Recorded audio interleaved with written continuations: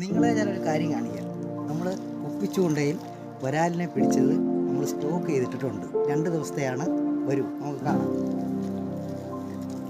ഇതാണ് നമ്മുടെ കുപ്പിച്ചൂണ്ട. നമ്മൾ ഏകദേശം ഈ നീളത്തിൽ നൂല് കെട്ടി അറ്റത്ത് 10 നമ്പർ ഹുക്കാണ് നമ്മൾ ഉപയോഗിക്കുന്നത്. ഇതിട്ട് വള്ളത്തിയാണ് ഇതിനകത്ത് നമ്മൾ ഉപയോഗിക്കുന്നത്. അങ്ങനെ ഇട്ട് പിടിച്ച വരാലിനെ നിങ്ങൾക്ക് കാണാം.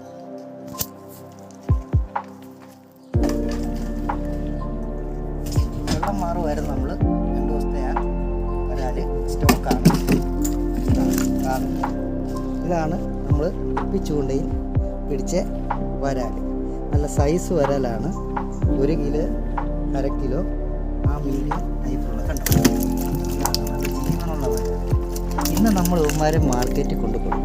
ഇതിൽ ഇടാൻ സ്ഥലമില്ലാത്തതുകൊണ്ട് നമ്മൾ വേറെ ഒരു പാത്രത്തിൽ നമ്മൾ സ്റ്റോക്ക് ചെയ്തിട്ടുണ്ട്. കാണാം. ഇത് തമ്മിൽ കടിക്കും. ഒരുപാട് മീനെ കൂട്ടത്തിലിട്ട് കഴിഞ്ഞാൽ വരാൽ തമ്മിൽ കടിച്ച് വേഗം മുറിയാൻ ചാൻസ്.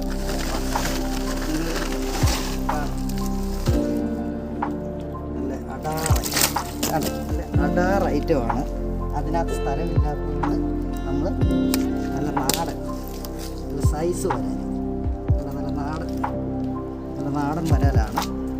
കണ്ടോ?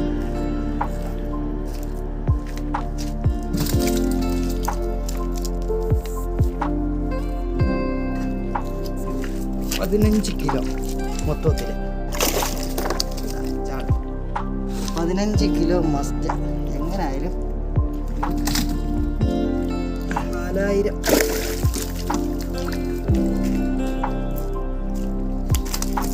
4000 രൂപയുടെ മുതലാണ് ഈ കിടക്കുന്നത്. 4 അല്ലെങ്കിലേ ഉള്ളൂ.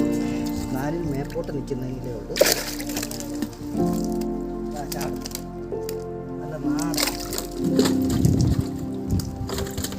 നല്ല നാടൻ ഐറ്റമാണ്. കുപ്പിച്ചൂണ്ടയിൽ നമ്മൾ കുഞ്ചയെന്ന് കുപ്പിച്ചൂണ്ടയിട്ട് പിടിച്ച വരാൻ.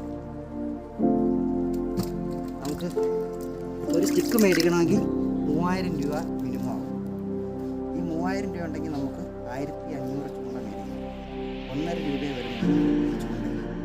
മൊത്തത്തിൽ നമുക്ക് ഒരു ചൂണ്ടയ്ക്ക് ചിലവ് വരുന്നത് ഇത്രയും സൈസ് നീളത്തിൽ വരുന്നുണ്ട് 1 രൂപ കൂടി. ഒരു കുപ്പി, പിന്നെ ഒരു 1.5 രൂപയുടെ 3 രൂപ പോലും നമുക്ക് 3, 4, 5 രൂപ കൂട്ടി. ആ 5 രൂപ മുടക്കിയാൽ നമുക്ക് ഇതുപോലെ വരാലിനെ നമുക്ക് പിടിക്കാം. ഓക്കെ, അടുത്ത വീഡിയോയുമായി കാണുന്നു. ശിവലാൽ മൂന്നാട്.